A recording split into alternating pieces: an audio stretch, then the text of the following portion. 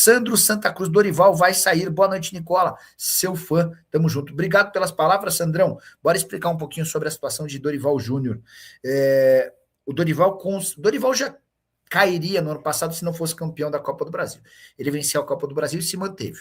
Ainda garantiu nesse ano o título da Supercopa do Brasil. O problema é que esse jogo contra o Flamengo foi o único jogo bom do Corinthians em toda a temporada. São 16 jogos e uma única partida que agradou. O jogo contra o Palmeiras nem foi ruim, mas o Corinthians acabou perdendo, então dá para dizer que não deixou a melhor das impressões. A derrota para o Curitiba da forma como foi causou enorme incômodo. E há dentro do clube e fora muita pressão para que o Dorival caia. O que o Corinthians estabeleceu como premissa? Como é que o Corinthians vê essa questão?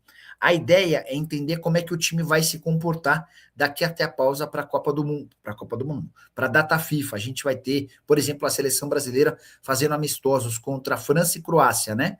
E por conta dessa pausa na data FIFA, o Campeonato Brasileiro vai parar. O Dorival vai precisar, para escapar da demissão, fazer bons jogos e resultados contra Santos fora de casa, domingo Vila Belmiro, Chapecoense fora de casa no meio de semana e Flamengo em casa.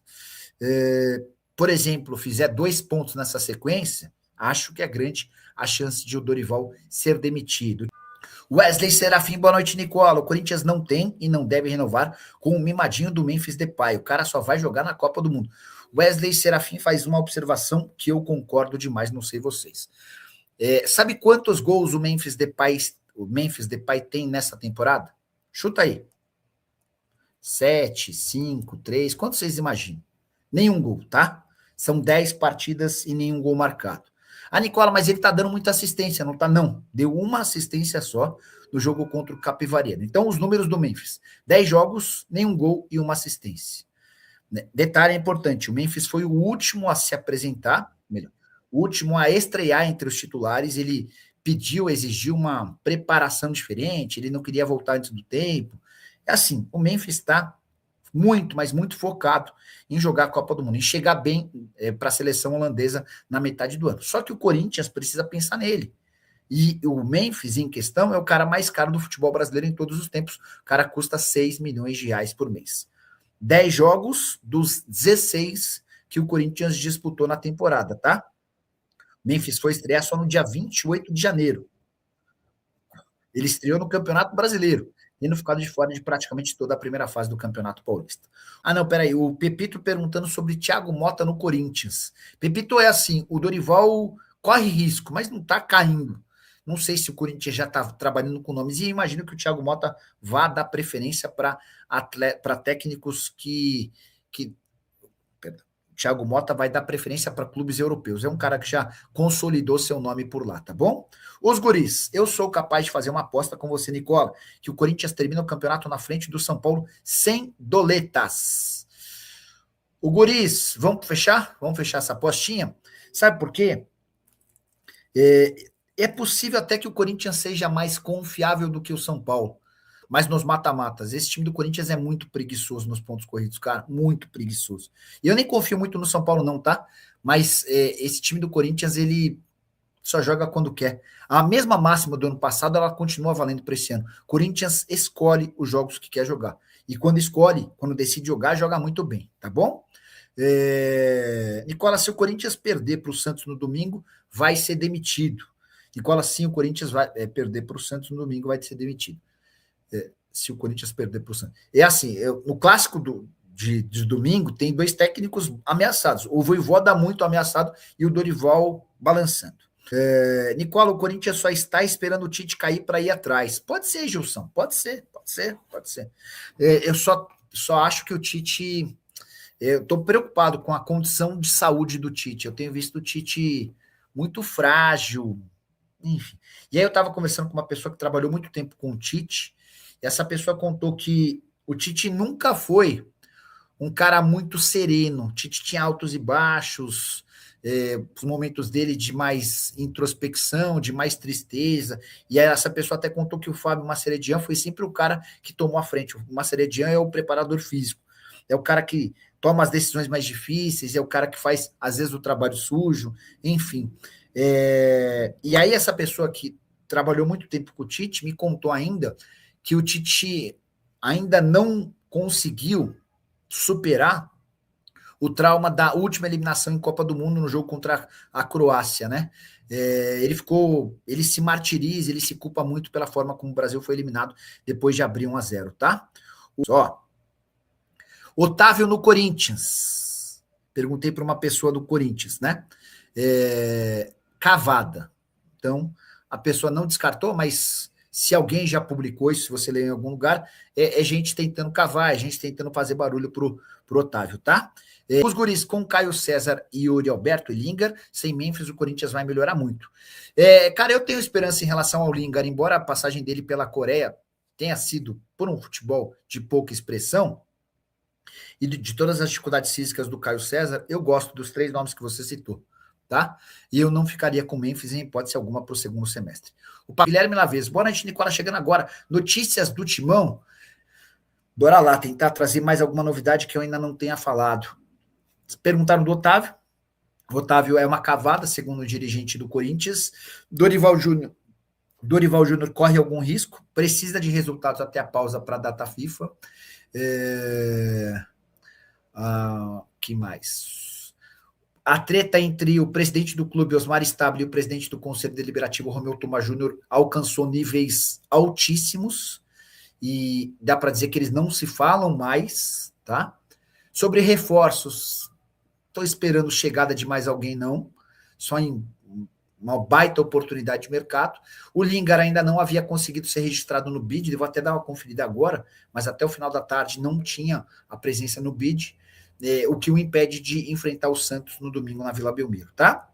Felipe Soares, boa noite, Nicola. Será que o Timão vai buscar algum goleiro reserva para o Hugo? Sim, eles estavam tentando, depois das tratativas fracassadas com o João Ricardo. E também vai tentar algum zagueiro e volante de marcação nessa janela doméstica, e também algum meio ponta. Felipe, você pensa meio parecido com o Dorival. O Dorival gostaria de mais 4 reforços. A diretoria do Corinthians, baseada na necessidade de reduzir folha, trabalha com outras ideias. A reposição para o gol é importante, até porque você teria o João Ricardo que não veio, então pode ser que pinte alguma coisa de goleiro, mas também não pode ser muito cara, né? Por exemplo, o Neto, R$700 mil por mês é o salário do goleiro botafoguense. Menos que o Botafogo ajudasse com a maior parte, seria difícil.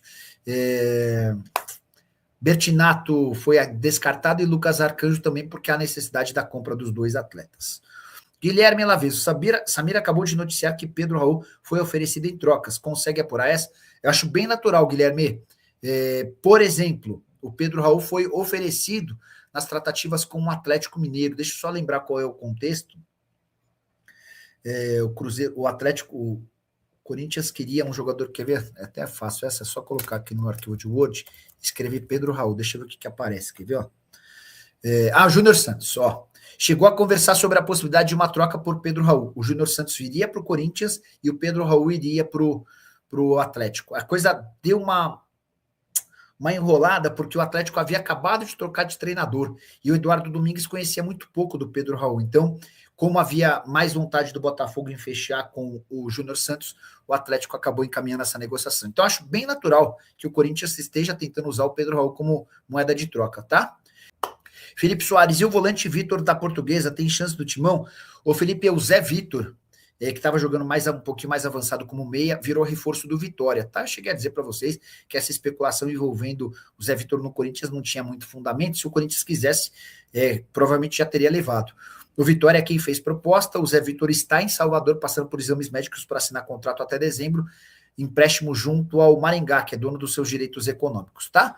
Felipe Soares, Maceió, René, um deles pode pintar no Timão? Não, Felipe, se houvesse o interesse do Corinthians, é possível que a negociação já acontecesse, já tivesse acontecido. Há muita dúvida de que esses caras poderiam chegar e vingar no Corinthians, tá?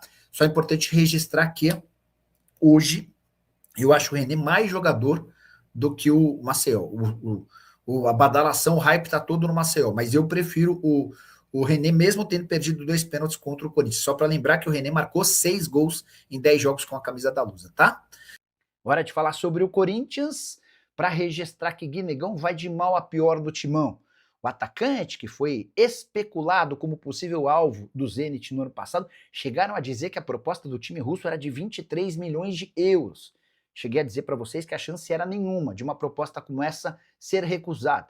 Foram uma série de especulações, muitas delas partindo do staff do jogador. Pois bem, o tempo passou e aquela boa fase do Guinegão em 2025 se transformou numa seca importante de gols. Na atual temporada, por exemplo, o centroavante de 19 anos de idade tem um único gol marcado em 11 partidas. Ele fez gol no confronto contra o Capivariano no Campeonato Paulista.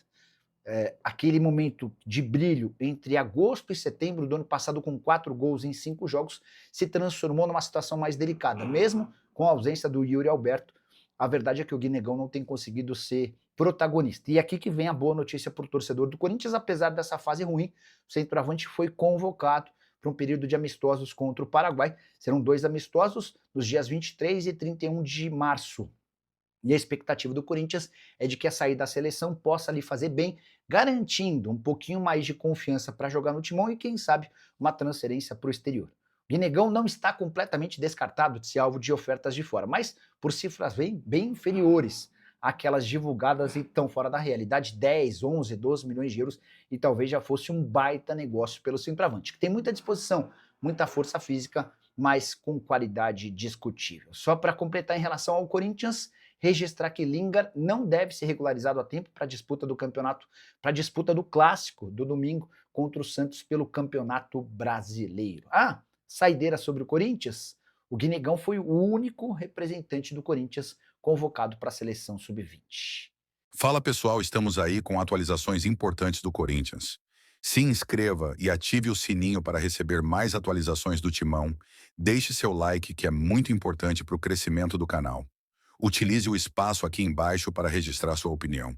Ficamos por aqui com mais esse giro de notícias. Um abraço e até o próximo vídeo.